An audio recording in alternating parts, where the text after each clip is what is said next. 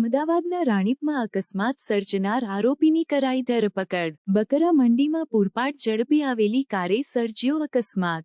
કારચાલક police કર્મી યુવરાજસિંહની ધરપકડ કરી છે।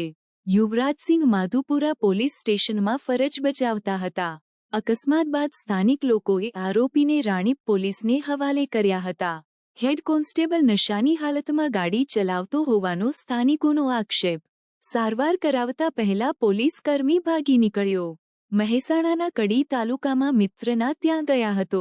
સુરેન્દ્રનગર પાટડી જેવી જગ્યાએ નાસતો ફરતો હતો।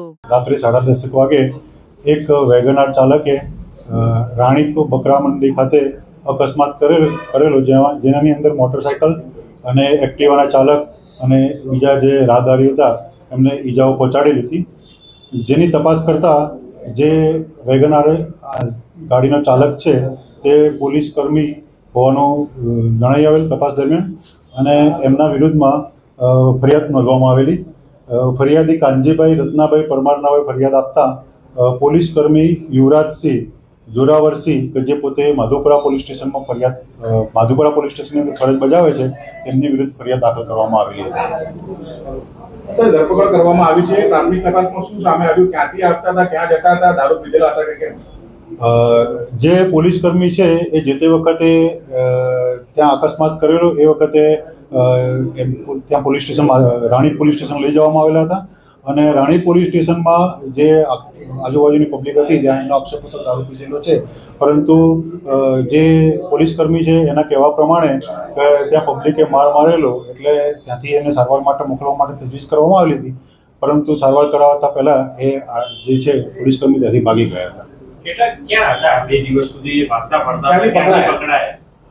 જે આરોપી છે એ 2 દિવસ દરમિયાન અહીંયાથી ભાગી જઈને મહેસાણા જિલ્લાની અંદર કડી તાલુકો છે ત્યાં એમના કોઈ મિત્રના ત્યાં જતા રહ્યા હતા।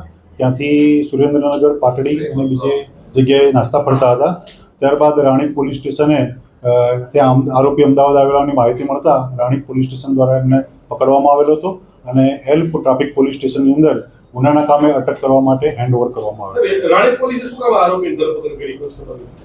આરોપી જે છે એ નાસ્તો કરતો હતો, એમાં જુદી જુદી ટીમો તપાસ કરતી હતી। એલ પોલીસ સ્ટેશનની ટીમ પણ તપાસ કરતી હતી, રાણીપ પોલીસ સ્ટેશનની પણ ટીમ પણ તપાસ કરતી હતી અને એમને માહિતી મળતા આરોપીને અટક કરવામાં આવી। અકસ્માત છે, બીજા એક ગુના દાખલ થયેલા?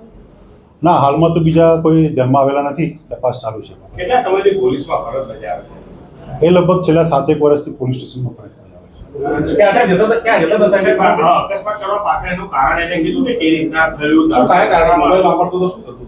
હા, એ આરોપીનું કહેવું એવું હતું કે એમની જે વેગનર ગાડી છે એની અંદર પાછળના વ્હીલમાંથી જે ગાડીનો ટાયર છે એમાં પંચર થઈ ગયું હતું અને એના કારણે એણે કાબુ ગુમાવ્યો, એના કારણે અકસ્માત થયેલો હતો।